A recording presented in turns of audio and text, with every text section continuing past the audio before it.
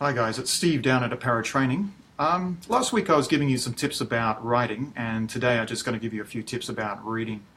A lot of people have trouble with the true, false, not given questions because they don't really understand what the examiner is looking for or what the test is looking for. So today I want to just give you a quick overview of that. Okay, so let me just go back to here. The critical thing with the reading is understanding paraphrase. So just knowing that what you see in the statement and what you see in the text are going to be different, but the idea may be the same. There's a simple example up there on the PowerPoint presentation. So for example, if it says true or false, John is tall, and then you go to the text and it says John's height is above average, or John is a lanky 7-foot basketball player, then you can say the answer is true because these are parallel expressions for tall. Height above average means he's tall. Lanky 7-foot basketball player again means he's tall. Let me give you another example. Let's say the statement again is John is tall, but this time you go to the text and it says John is a midget, or he's vertically challenged, or John is below average in height. This time, these expressions, midget, vertically challenged, and below average in height, have the opposite meaning of tall. So we can say that this statement is false. So true means, coming back to the first slide, true means that the statement agrees with the information in the paragraph. Different words, but same idea. False means it actually contradicts, or it's opposite. Tall, vertically challenged, or below average in height, they have the opposite meaning. Let me give you one more example here. Janet is intelligent, true or false? You go to the text, it says Janet has high IQ, or Janet is smart, so clearly she's intelligent. But if you look at the last sentence here, a mistake that a lot of students do is they don't read the whole sentence from the beginning until the end. Let me just highlight that for you.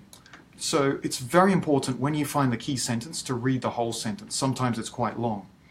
If you don't read the whole sentence, you could get the wrong answer because here it says Janet was a dull child. Okay, dull means not very intelligent.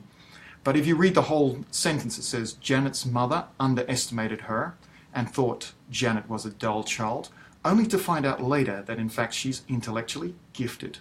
So when you read the whole sentence, you can see that it agrees with the statement that Janet is intelligent. So another tip there, guys, is when you find the key sentence, don't skim it. Okay, skimming and scanning is only useful for finding where the answer is. When you find the answer, you need to read it carefully. One more example, true, false, not given. John is the tallest person or the tallest student in the class. Okay, so here we've got very specific information, the tallest in the class.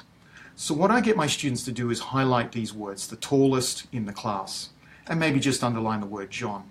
So John is going to help you find where the information is. We're not interested in Janet or Henry, but the answer is the tallest in the class. What I mean is those words will give you the answer, okay? So you go to the text and you find that John's height is above average for his age. So we know that he's tall, his height is above average for his age. But what's missing? We don't know whether he's the tallest student in the class or in his class. So the answer here is actually not given because some information, key information, is missing. A lot of people get confused between false and not given, but you have to remember that false actually contradicts. Okay, here there's no contradiction, there's just a lack of information. All right, so just going back to what we were saying before, it's very important to use some strategies when you're reading. Down at Apparel Training, what we're doing in the IELTS class is showing you how to use strategies for different question types. I gave you a few very general tips today for the true, false, not given. But in fact, we've got 7 strategies that we use for this type of question to ensure or at least raise the chance of you getting the right answer.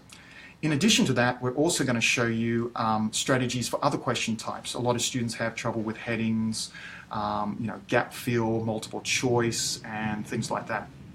So if you'd like, you're welcome to come on down and do a trial class.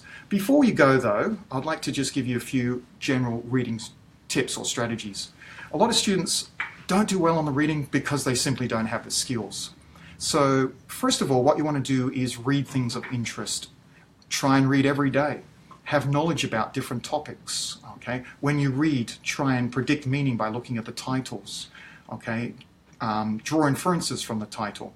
If you find unknown words in the text, Of course, in the real test, you can't go to the dictionary, so you have to try and guess using the context. Is this word a noun, verb, or adjective? Is it a negative or positive word? Can you guess the meaning by looking at the surrounding words? Sometimes you need to reread sentences to check comprehension. Test yourself, have I actually understood what the writer's trying to say here? And of course, while you're learning, you can always ask your classmates what a word means or check it in the dictionary. It's important to record and review new vocabulary. So whenever you find a new word, find out what it means, find out whether it's a noun, verb, or adjective, record it somewhere and review it periodically. So guys, I'm Steve Jack. I'm down at Aparo Training. We're running a really great IELTS course down here, and would love to see you come for a trial class or a mock test. So once again, thanks for tuning in, and that's it for today.